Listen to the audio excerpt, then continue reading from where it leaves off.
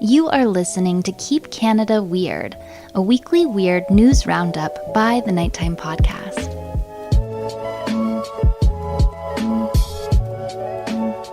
Hello, listeners, and welcome back to the weekly Keep Canada Weird discussion series. If you're new here in Keep Canada Weird, my pal Handsome Aaron Airport and I seek out and explore some of the more offbeat Canadian news stories from the past week. In tonight's episode, which was recorded on May 17th of 2022, we cover a lot of weird ground. We have more Justin Bieber and Tim Hortons foolishness. We got a grave robber in Newfoundland. We catch up with the Q-anon Queen of Canada. And we get a quick cameo appearance from a rapping pizza delivery person. So let's get to it.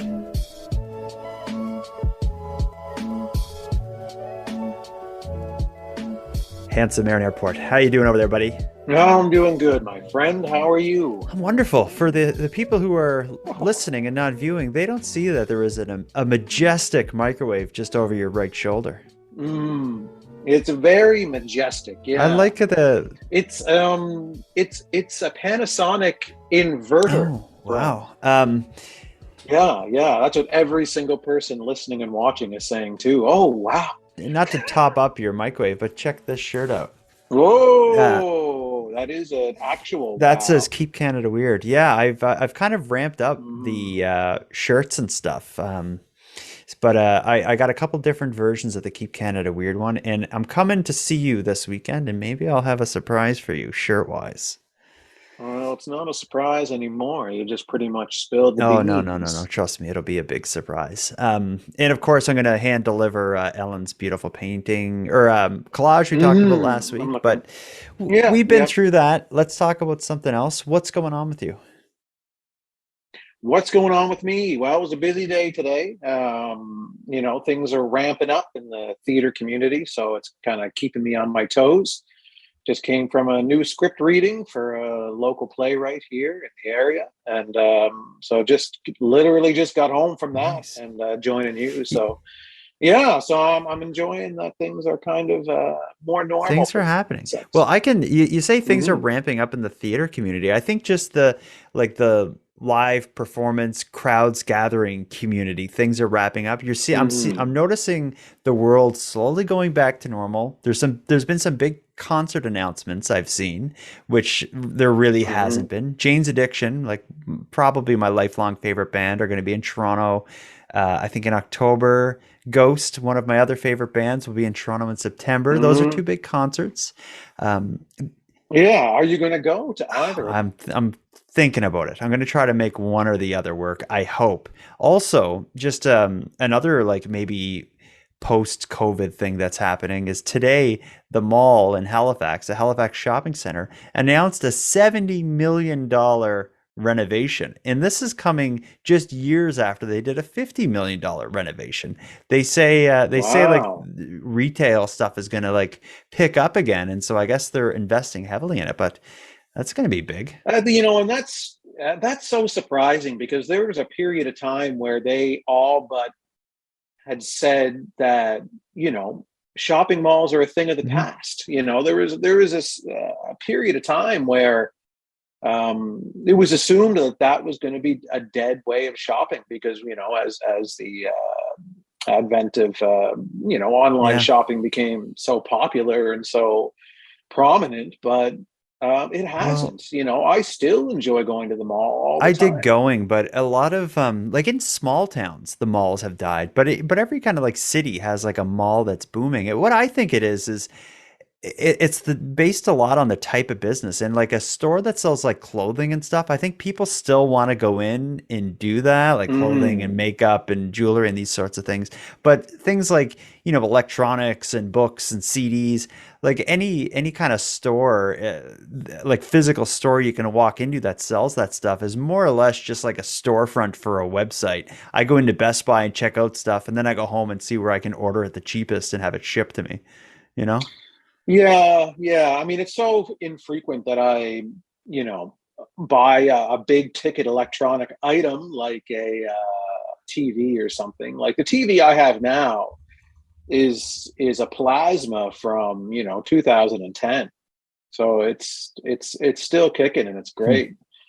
But I'm expecting in the next year or two, I'll be shopping for a new TV. And I like to buy TVs in person because I do like to stand in front of it, and I like to see the picture for myself right in front of me, which I can do and then order it online. But I don't know. I like to build that relationship early with my TV because TVs are special. Yeah. I'll tell you, I had a bit of a horror. I also have had a plasma TV for years, and probably since around 2010. And I compared to like an LCD, I loved the picture, but mine like exploded in my house. I don't know if I told you about this. This is like, I don't know, maybe a year ago, 6 months or so now. My kid was like watching a movie. I was in a whole nother room, and I just heard this loud like out of just a loud bang, and he's like, "Dad, something happened to the TV." And I went in, and I'm like, it stinks in here, like something is burning. It And stinks. there was just like kind of like, I guess, like an explosion inside the TV. But now I got like, a 60-inch plasma TV that doesn't turn on, and I don't really know what to do with it. I don't want to put it out at the curb. Anyway, I got to research how the hell do I get rid of that thing. Yeah, I don't know. I'm sure there's some environmental way that you're supposed to dispose of that. Okay, that maybe I But should, but I was also thinking like it would be cool to live stream just like beating it up with like a hammer or something, but I guess that's not very environmental. So I'm gonna wait. no, you should really be cautious about how you deal with this Yeah, I'm situation. gonna, I shouldn't talk about it publicly until I've researched. So No, let's move actually, yeah. on, and continue our journey into keeping Canada weird. We got a full card again tonight. Last week was jam packed. Tonight is jam packed, and it's also jam packed with updates. We have some really interesting updates to share. I should have had this queued up, Mm. but I got a voice memo I want to play that will line us up here. Hey Jordan, just listened to the latest episode of Keep Canada Weird. You're talking about the accident. Neil Conroy was found guilty with DNA from Tim Hortons cup. Just keeping Canada weird again. Sticking with Mr. Conroy, he had a huge standoff with police that was on Facebook Live a number of years ago, probably, I don't know, 5 or 6 years ago now, in Fairview. The voice memo cuts off there, but I've heard enough. So Mm. you remember we talked last week about the guy with the stolen car. There was guns and drugs in the car. They ended up getting his DNA from the Yeah. cup. The name Neil Conroy didn't ring a bell to me. That was the guy who got arrested. And you'll remember as well that he had faced, 80 something charges in the past, over the last few years, I think the article mentioned. But anyway, the name Neil Conroy didn't ring a bell. But when I got that voice memo saying he was involved in a major standoff in Fairview, well, I totally know what he's talking about because at the time that this standoff happened, I lived right next to it. I can't believe it's the same guy. Neil Conroy was also known as Red. This tattoo parlor on Titus Street in Fairview was the focus of police concerns. Police formed a perimeter and blocked adjacent streets as they tried to communicate with the man inside. Inside, the man police were trying to arrest had taken to social media. All kinds of people going. We got live 504 viewers at Reds Inc. Baby G Studios. Baby G Studios, Reds Inc. Police say they arrived at the house a little after 9 o'clock this morning to make an arrest on breaches of conditions related to earlier charges. That's when they were confronted by a man wielding a knife. That's when police backed away and called in extensive backup. Officers with assault rifles kept watch. The emergency response team arrived, a police dog, even fire trucks. At times during the Facebook feed, the camera was pointed out these windows at the onlookers, police, and media outside. The live feed was even played back on a vehicle stereo in the parking lot across the street. Look at that. Look at that tattoo. Police say they have been negotiating with the barricaded man from the beginning, trying to convince him to give himself up peacefully. Now, Steve, in the last half hour, within the last hour or so, I suppose, or so, there has been some activity by the police around the house. Now, one man who's been here watching the Facebook feed tells us that the man inside asked for chocolate milk and that it was very carefully delivered to him by police. So perhaps this thing may be getting a little bit closer to some kind of resolution. We can only wait and see. Steve? All right, we'll be keeping an eye on it, Ron. Thank you very much. CTV's Ron Shaw, live tonight from the Fairview area in Halifax. But anyway, it was like this really memorable, crazy event that happened. And I never would have thought it was the same guy that did that, gets out of prison, steals a car, has guns and drugs in it, and his DNA on a Tim Hortons cup lands this guy in jail. So there's your update on Neil Conroy. Yeah, that's a crazy update. What a weird... It's almost like a reverse update because it goes further back in time. Yeah, well, I guess the update is just that this guy has done a whole lot of other crazy stuff that like is happened very close to me. Like that was a big moment when that all went down because it was like a block away from me. I'm sure it was, probably unsettling at the time, when it's that close to you and you don't really know exactly what's going to happen. Yeah, but then when I'm watching the guy on Facebook Live, I was like, oh man, this is just some joker. I wasn't too worried, but it was just the fact that like this guy is notable for being involved in two really weird crime situations. Yeah, I just wonder about like when you decide like, okay, they're here to arrest me for whatever reason, I'm gonna pursue a standoff type situation. Like, what are you expecting the end result to be? Like, is it just, like, I just want to buy myself more time before I go in, but like, as it's not going to end in any kind of way where you're free of all of this. Like, you're not going to, and I'm going to, I have someone at the door. Is it your pizza delivery? It is. Yeah. Okay. Oh, it's amateur night here. For people who don't know, Aaron mentioned at the beginning, we almost had to reschedule tonight because he had some event. Good, how are you? Oh, he has his mic on. Let's listen. No, don't worry about it. No needs. Okay, I just got to get it for the total on there. Okay. His mic's on. Credit, yeah. Hope he says his credit card number.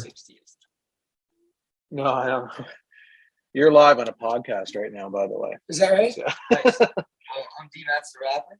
Oh, really? You're a rapper? Oh, yeah. What's your name? D-Mats. D-Mats? Yeah, D-M-A-T-T-Z-Z. You want to do something on the show? Jeez, I'm busy as hell. You're right busy, now. okay. I would if I had the chance. Okay, well, let me get... well, it's nighttime podcast. Yeah. Out of Halifax, but... Nice. Anyway, what's the name again? D-Mats. D-M-A-T-T-Z. D-Mats. YouTube? YouTube? I'm going to go plug you right now. Awesome. All right, man. Have a good night. Oh, I love Cape Breton. D-Mats. D-Mats. The rapper. Of course. Yeah, he's on YouTube and everything. He's on YouTube. Oh, is he? Yeah. Okay, I'm going to check him out after this. He just delivered the... Yeah, no, for sure. So everyone check out D-Mats. He's a rapper out of here in Cape Breton, and he just delivered my pizza, and he's seemed like a pretty cool guy. Did you tip him? Oh yes, yeah, I gave him a very good tip.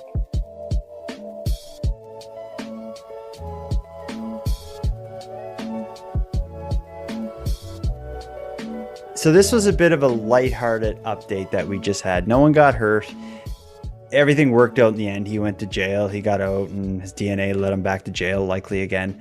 The next update I have for you, I think is not going to go over as well with you. This is an update to something we've talked a lot about on the show. We both have agreed countless times that Tim Hortons' marketing department are on really strong acid or something. I think you described them as throwing, blindfolded, throwing throwing darts at a dartboard of ideas or something. I can't remember what I said. But I don't need to describe it. They're nuts. They'll sell anything. Well, they're at it again. We talked about Justin Bieber's balls, the Tim Biebs. They were a success. Huge seller. Tim Hortons profit margins raised. People have bought and sold and resold even the little boxes that the Tim Biebs come in. Well, a deal that sweet was too good to pass up again. Tim Hortons have recently announced that they're reprising their marketing collaboration with Justin Bieber. This time it is not Tim Biebs. It's called Bieb's Brew. Let me tell you about this. You don't know about this, do you? God. This is breaking news. No, I don't know about it. I'm hearing this for the first time. I'm like when we were talking before, I was at a 3 or a 4, of normal kind of emotional reactions a thing, but I'm shooting right up to a 10 real Here we quick go. here.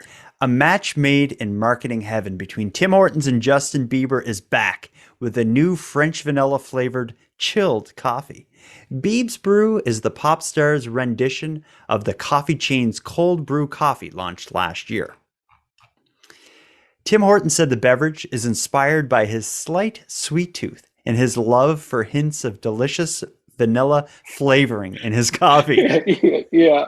Oh, absolutely. Oh, yeah. Well, this coffee is cold steeped for 16 hours to enhance the flavor, while the French vanilla syrup gives it a sweet and creamy taste, the company has said. Bieb's Brew will be released next month alongside a limited edition stainless steel tumbler co-created by Justin Bieber.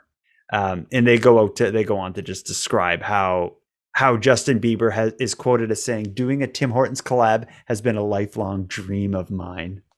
That is just BS. complete horse malarkey, Mr. Bieber, a lifelong dream. Yeah, I don't even think the president of Tim Hortons has that lifelong dream. Well, like, this is what a bunch of nonsense. It is nonsense, and what's extra nonsensical about it is I can tell how how phoned in it is on Tim's behalf, because it's like they found a product for him to put his name on and pitch that doesn't involve them getting anything new. Like, all it is like some flavored syrup added to their coffee. So it's like it's not like Bieber's like, this is how I like my beans. We got to order them from this other place, and it's going to be way better coffee. It's just like, what slight tweak can we do that doesn't slow down the drive-through and make it more difficult? I wouldn't even call it a tweak. Yeah, I don't even consider that a tweak. Yeah, it's just taking an iced coffee we have. It's like the Cobb salad. Yeah. It's just like whatever's in the fridge. Yeah. Well, they used to have flavor shots where you could get a flavor shot added. This is just like, it might as well just be another one of those flavor shots, except they paid, $40 million to Justin Bieber probably to throw his face on it. Yeah, that's all it is. It's like, okay, we can't really figure out how to grow our brand anymore. So we're going to piggyback off of his brand. And we're not even going to really put much thought into making a unique, different product that's, kind of tailored around who Justin Bieber is. Right, exactly. Because the product isn't the point. It's purely about the marketing. It's purely just Tim Hortons acknowledging that he exists, and then him acknowledging them back. That they also exist. Yeah. And then this is a new reason why you should buy a Tim Hortons product, because it says Biebs on it, and shove that down your throat and then go to bed and dream of your mortgage. Well, yeah. Will you try it even though? Like, when it comes out, can we get one and try it on the show? I mean, we did that with the Tim Biebs. I'm open-minded to do it with this, just so that I can crap on it. Yeah. Okay. Well, maybe we will try that. I'll have to look at the nutritional info. I'll keep an open mind. I'm not a big iced coffee drinker, but I'll try it. Mm-hmm. Well, we got to get on with the show here. We've spent we're like a half hour in and we're all updates. We got to keep Canada weird. This week's episode, I kind of framed it as Bieb's Brew, which we've got into. We're going to talk about a grave robber. And this was originally a story that was included in last week's section on dismemberment, but it's just too big of a story, so I delayed it for today. And then the other update we got to get into is we talked a lot in the past about the QAnon Queen of Canada, Romana Didulo.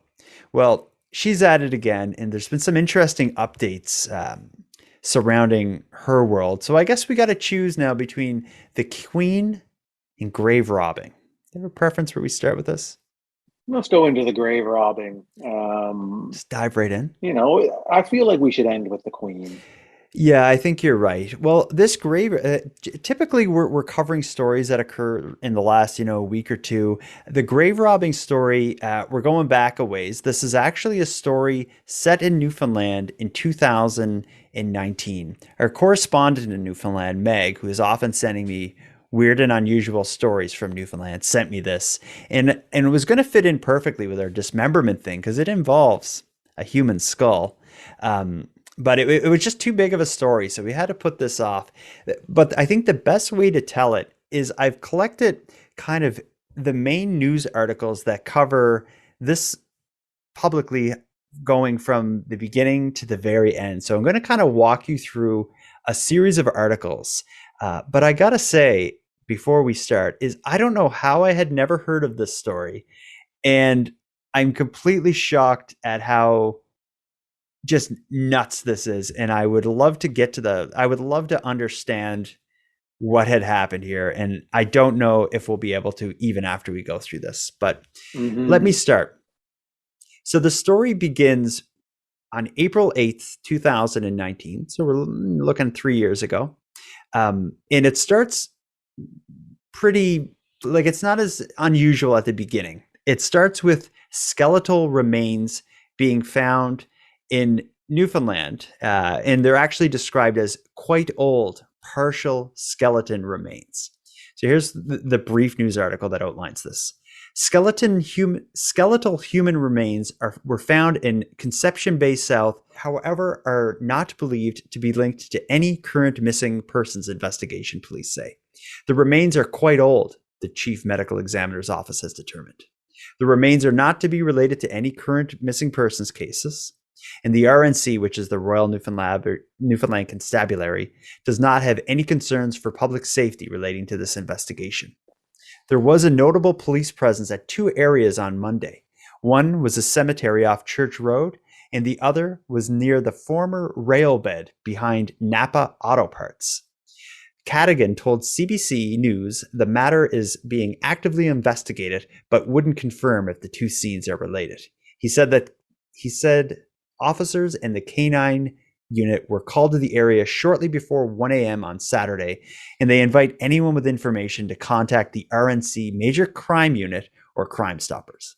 So that is how the story first makes its way to the public. When I read or hear that story, what I think is, like they found a dead body somewhere and they don't know what happened.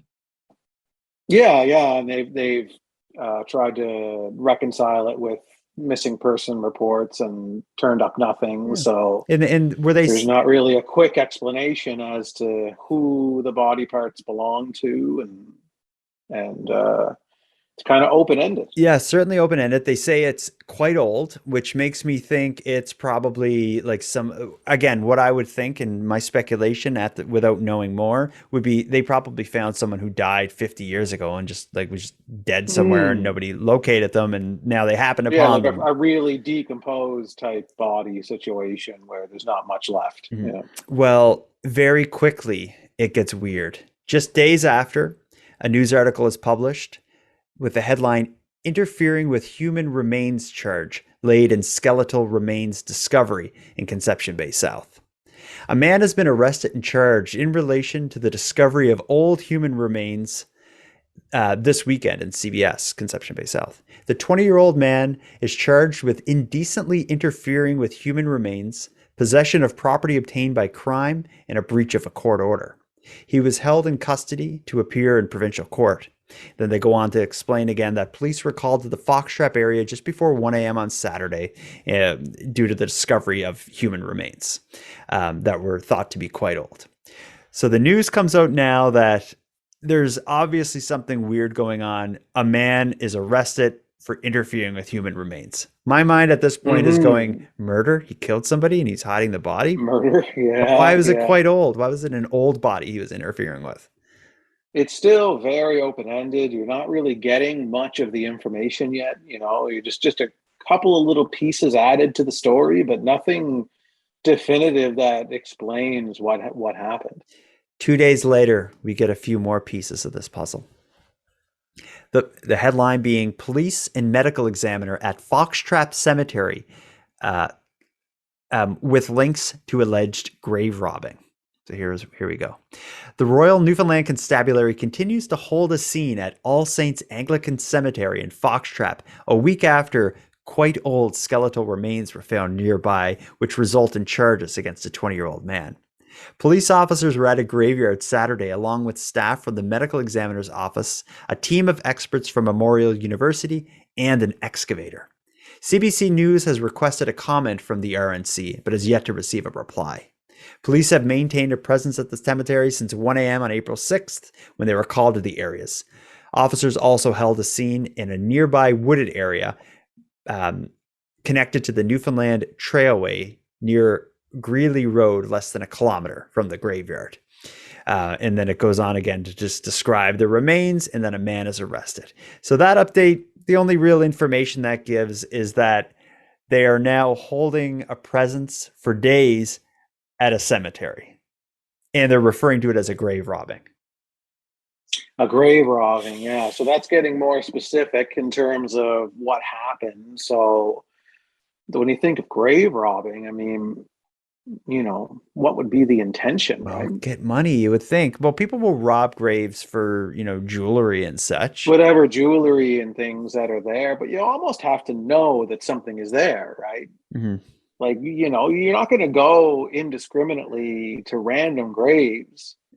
Yeah, be like, Because it's going to take another you so dud. long to like dig them out and find out what's in. Like, you have to kind of have some insight into who is buried there, and is that someone who might have some valuables buried with them. Yeah. Well, I don't think this is about jewelry or valuables. We get a great idea after the man's trial. So he was going to go to court about these charges against him for interfering with the remains. I'm going to jump ahead to, for the most part, the conclusion of this story. This is an article from June 19th, 2019. So this all happens fast. April is when he's arrested. June is when he gets his sentence. Headline being, "Man who stole human skull and kept it as a curiosity, sentenced to jail." So a lot has changed. A young Newfoundland man who robbed a human skull from a cemetery and kept it in his possession for more than a year as a curiosity item has been sentenced to 4 months in jail. In a hearing Wednesday, Provincial Court Judge David Orr also ordered the 20-year-old man named Lucas Daw not to re-enter the Anglican cemetery where he took a skull from inside a mausoleum-style tomb. The skull was found by police on April 6th, shocking the small community of Conception Bay South, about 20 minutes from St. John's. Daw, 20, pled guilty last month to interfering with human remains and expressed remorse for the incident on Wednesday before the judge delivered their sentence. "I was intoxicated. I was drunk when I did it, and I do feel bad. I'm sorry for doing it," Daw told the judge, adding, "There's no excuse." The judge and lawyers for both sides remarked on the unique details of the case, pointing to the lack of legal precedent from which to draw sentencing recommendations. Rumors of the unusual story have swirled since police launched an investigation in what they called quite old skeletal remains back in April. But Wednesday's hearings provided the first official account of how the human skull came to be beside a walking trail. Reading the facts to the court, Crown Prosecutor Jessica Gallant said the Royal Newfoundland Constabulary received a complaint early on April 6th from an acquaintance of Daw who reported seeing him with a skull. The witness told police that Daw had tried to get into his truck while holding a skull, which was missing a jawbone and was wrapped in his sweater. The man said he did not want Daw to get in with the skull and agreed to meet him later. The man said he saw Daw leave the skull in the woods near a trail by the Conception Bay Highway shortly after. The witness said Daw told him he had taken the skull from a graveyard on Church Road about 18 months earlier, saying he reached into a naturally eroded opening into a tomb and removed it. He said Daw told him he had poured boiling water on the skull to clean it and kept it as a bit of a curiosity item. The witness told police he suggested Daw should call a crisis line and said Daw told him he wanted to return the skull back to the grave. Police retrieved the skull later on April 6th and examined the scene at All Saints Cemetery, determining that the grave belonged to a married couple, John and Mary Butler, who had died sometime in the mid-1800s. After establishing the facts, lawyers on both sides discussed the rare nature of the case and the fact that the charge of interfering with human remains usually accompanies a case of homicide.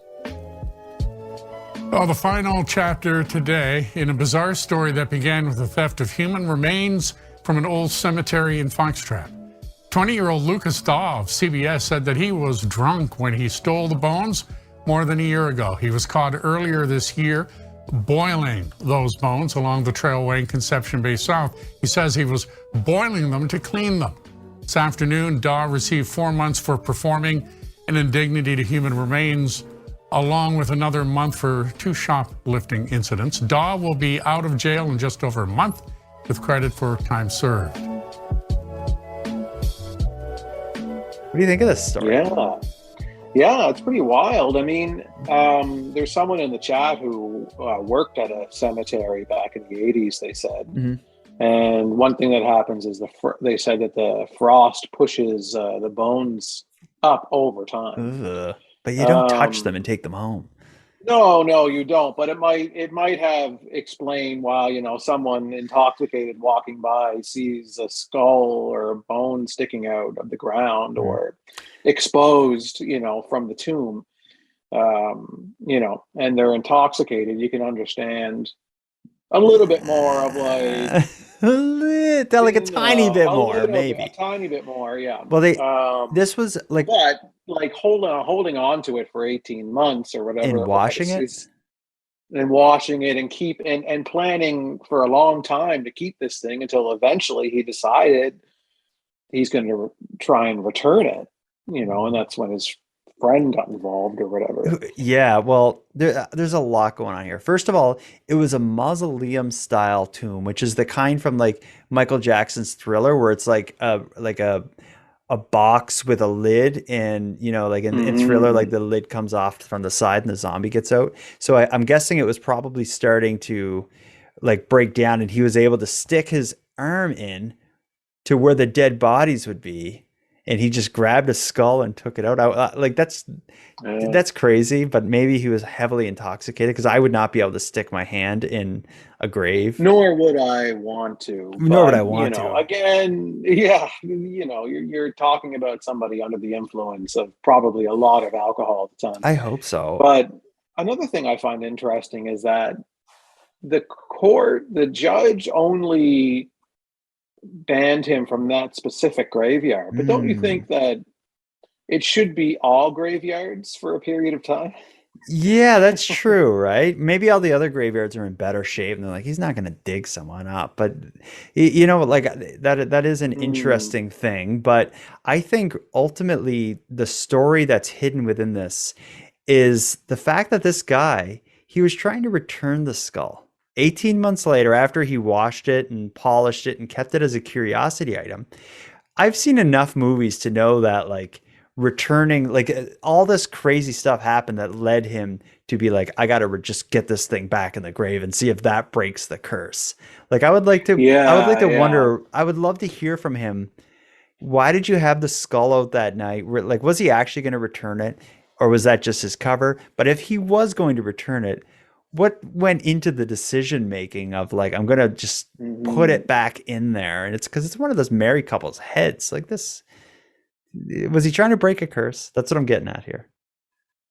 Well, obviously something was weighing on his conscience, with this skull. But 18 months, I mean, that's a lot of, if there was some type of a haunting situation from the skull, that's a long time to be haunted before you finally decide, okay, it's the skull that's bringing me all this bad luck or whatever it is that's occurring.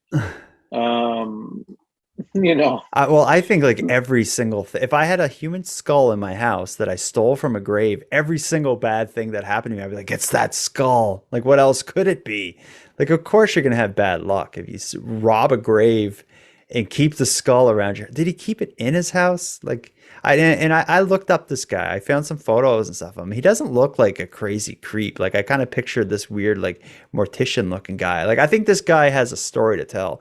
In this case, this is from 2019, so he's out. Mm-hmm. And at that age too, like, with a level of intoxication and the age, like, like the judge took all that into account.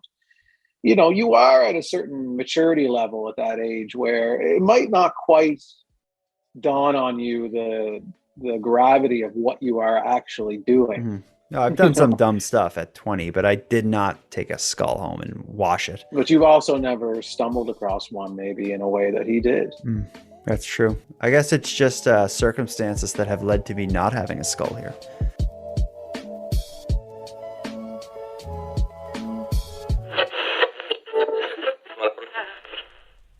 Hello, listeners. Sorry to pull you out of the episode like this, but I want to tell you about something quite personal related to Aaron and I.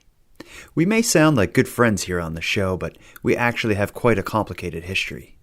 We were at a time, well, I guess we still are bandmates. We just don't talk about it much, but I suppose now we may be forced to.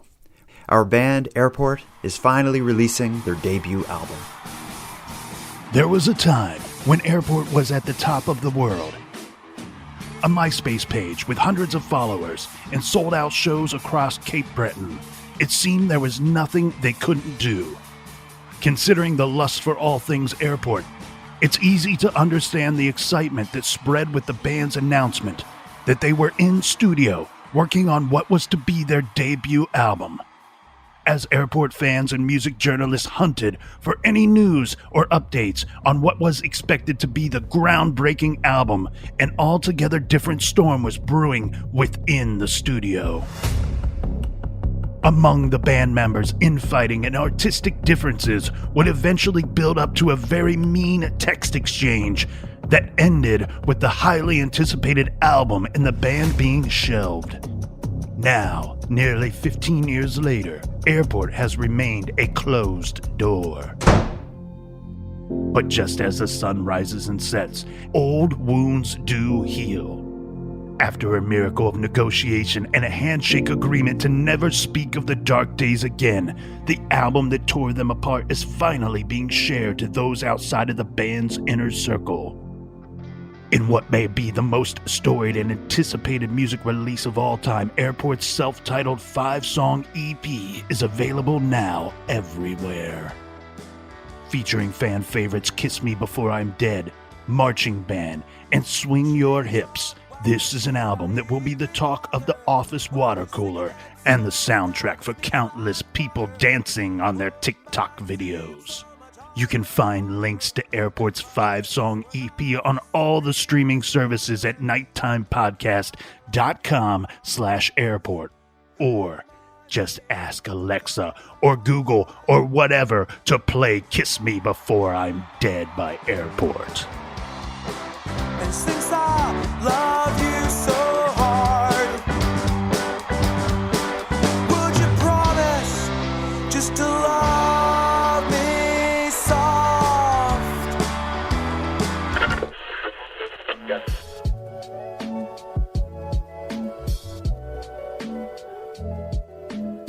We got to wrap this up with a good story. And I got one for you. So we've talked a lot about Ramona Digula, the Queen of Canada.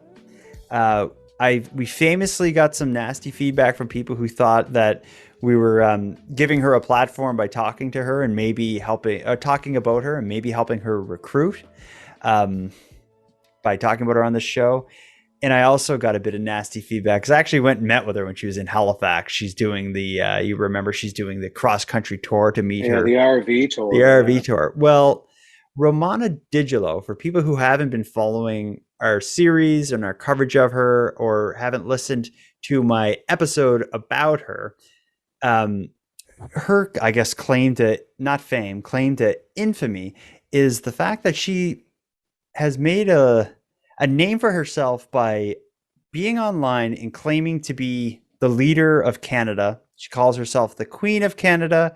She has been linked to the QAnon kind of movement and conspiracy, whatever you want to call it. It all sounds nuts, but she has a massive horde of people who follow her and truly believe that she is, in fact, the Queen of Canada. Well, there's been a bit of an update here, and I'll keep it simple and sweet. But this article, I can't help but laugh, but I also feel bad for the people who believe her. The headline being, followers of the Q-anon Queen of Canada are facing mounting problems after being convinced by Ramona Digila that all utilities are now free. So I mentioned in the past that she makes these kind of claims like, I'm going to make like a decree or of there's a some new kind. law, or there's Yeah, no yeah. more mask mandates, despite there being, which led to her followers kind of going around and serving cease and desist letters to places. Anyway, she made a decree not long ago that all utilities are now free due to the kind of financial problems that Canadians are facing. So here's what the article says. Romana Diggillo rose to popularity over the last 2 years after several QAnon influencers confirmed that she had sovereign power over Canada, growing over 70,000 followers on the instant messaging platform Telegram. QAnon is a far-right political conspiracy theory movement that believes a group of cannibalistic pedophiles are waging a secret war against former President Donald Trump, whom the movement views as a hero. Diggillo posted a series of royal decrees on her Telegram channel, claiming that bill payments are no longer necessary. Decree 24 stated that electricity became free in Canada, while Decree 23 declared water bills were now illegal. Decree 79 claimed that rent prices had been reverted to rates from 1955. One of Diggillo's followers pushed other believers to abide by the royal decrees after she stopped paying hydro, weather, natural gas, property taxes, lines of credit, and credit cards. What does it mean, stop paying weather? Hydro and weather. I don't know what that would be. But anyway, many others who have also since posted about no longer paying their bills, including many who are elderly and rely on fixed incomes, have now had their utilities shut off and are collecting thousands of dollars worth of bills. Now they're quoting one of the followers. Dear Romana, dear Queen Romana, when will the service companies stop shutting off our services for non-payment? One follower commented. I just had my water supply shut off today in Stratford, Ontario. In response, Diggillo told her believers that the bills were being sent by robots, and several of her followers began rallying to send emails to utility companies that informing them that they are committing criminal offenses against we the people, which is what they call themselves. Extremist researcher Christine Sarteshi pointed out that Diggillo's followers will have to learn the hard way, that they do not even realize that it's not real. Diggillo also recently convinced her followers that she was in contact with President Joe Biden and receiving governmental orders. On April 30th, Diggillo posted a video to her YouTube channel where she claimed that President Biden requested her to act as a mediator between the United States and Russia. I address you today as your commander-in-chief and queen, Diggillo said. To the Russian and American people, I address you as the mediator between the United States and Russia pertaining to the Ukraine crisis. I've been requested by the Commander-in-Chief of the United States Armed Forces to act as the mediator between Russia and the United States. She's quoted as saying, she's currently on a crowd-funded tour using a rented RV with her followers, doing meet and greets across Canada. And yes, I met her at one. And it was as nuts as you would think. Man, she has true believers. When I went to that event where all her followers were, I talked about this. There were people like crying, like falling down around her, thinking they were meeting the queen. She tells them to stop paying their bills. You're going to stop paying your bills, yeah. I can only imagine the phone calls that some of these companies are getting from her followers. Well, if Justin Trudeau told me to stop paying my bills, I would. Because I believe him to be the Prime Minister of Canada. Yeah, I guess so. Hey, but just try to imagine that if Justin Trudeau's on TV and he says, effective immediately, there is no charges for electricity bills. And then the electricity company is sending you like bills. Yeah, I guess I would be like, I'm not paying the bill. Like you're going to have to work it out. No, with the I government. wouldn't. No, I'd be like, yeah, obviously they're still getting their ducks in a row on this one. So I'm going to keep avoiding these bills because I know that, the Prime Minister has decreed it as something I don't have to pay anymore. Yeah. But in this situation where, she's saying that you don't have to pay your utility bills anymore, but the utility companies like they're shutting are you in down. strong disagreement about that. there's a disconnect there that needs to be addressed. So, I mean, if she's able to pull that off, I'm all in favor of it. I don't want to pay those bills either. Yeah, I don't think she's going to be able to pull it off. But I just imagine the power company cuts off or you work for the power company and you get a call from a customer who just had their power cut off, and they're trying to explain to you that the Queen has made power bills illegal.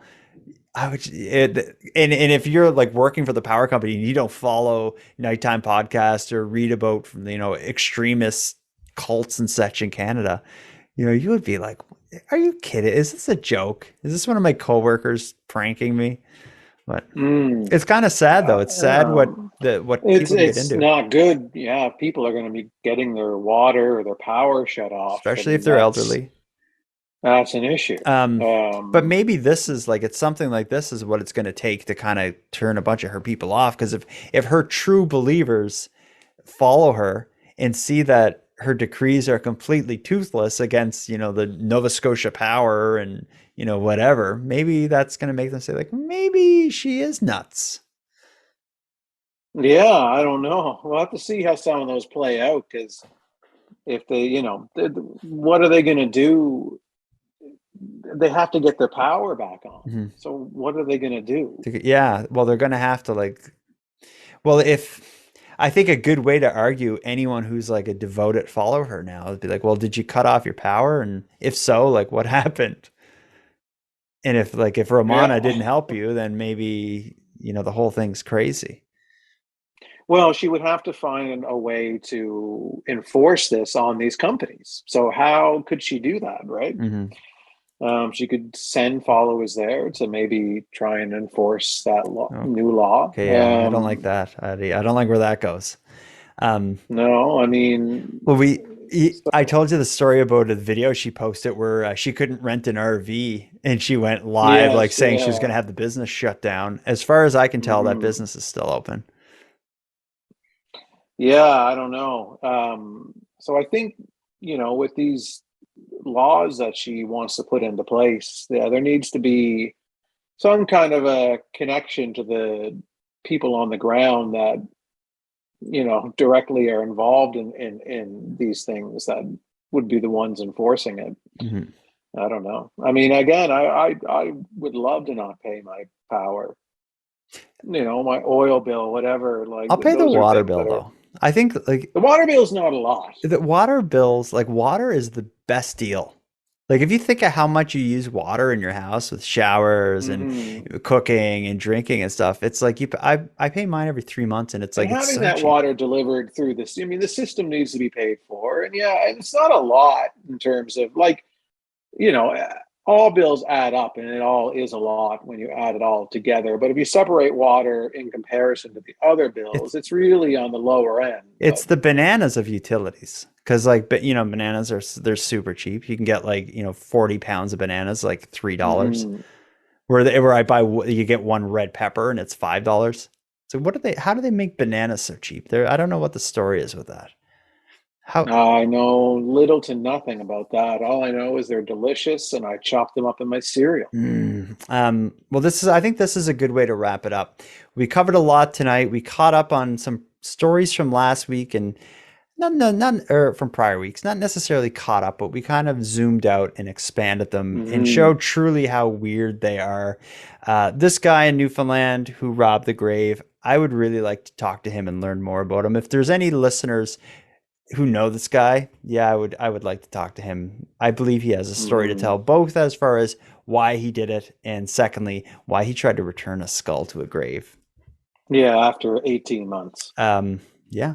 Well, I think we should wrap it up with that. Anything you want to say, Aaron, before we close the book on this week?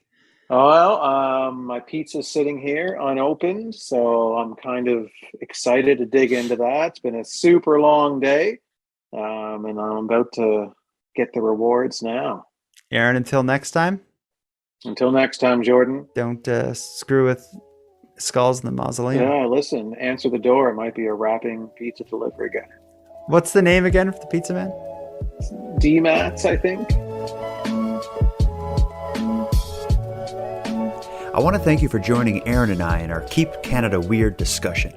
But before we part, I have some thanks. First, a big thank you to Aaron for sharing another evening with me and with you, the listeners, of Nighttime.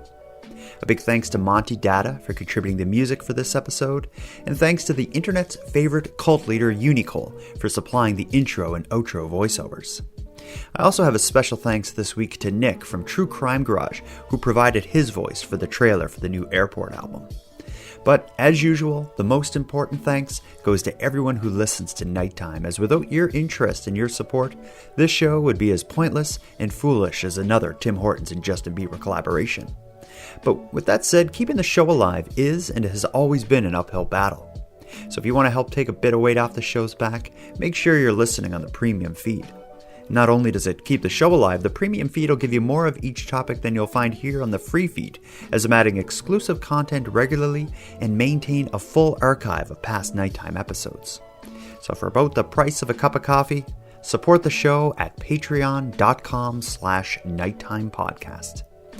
And on the topic of the premium feed, let me thank the newest subscribers, Jason, Scott, and Kate. Thank you for going premium. And for anyone else who'd like to support the show but can't help financially, you can give me a big hand by simply sharing this episode on social media and letting like-minded friends know the work we're doing here to keep Canada weird. If anyone has any story ideas, if you want to give feedback on the show, or if you'd like to contribute a voice memo for Aaron and I to respond to in a future episode, you can do all that and more at nighttimepodcast.com/contact. We hope to hear from you. But until then, take care of each other, hug your loved ones tight, listen to the new Airport album, and let me know if you see anything weird. The Nighttime Podcast is written, hosted, and produced by Jordan Bonaparte. Copyright Jordan Bonaparte.